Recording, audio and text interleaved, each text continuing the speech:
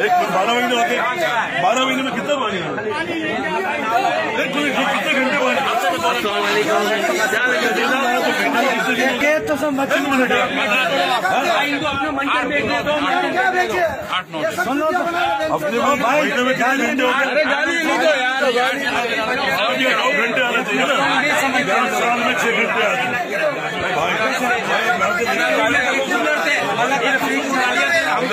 बात तो सुन लो, पब्लिक बोल रही है महीने में। मेरा नाम अशरफ खान है।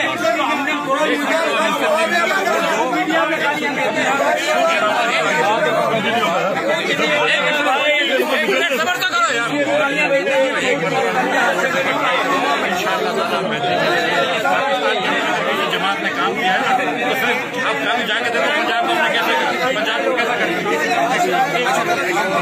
बात है, आप बड़ी बात, ये बड़ी बात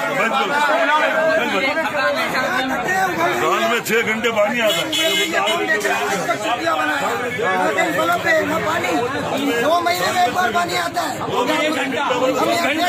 टैक्स कर रहे हैं, सब कुछ कर रहे हैं। क्या किया आज तक बताओ ना, क्या किया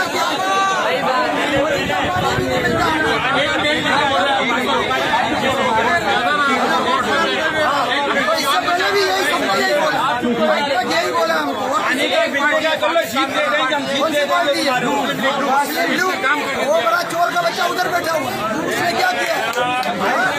हाँ मैं जानता हूँ, मेरे 3 साल के यहाँ पहुंचा वो चोर होगा।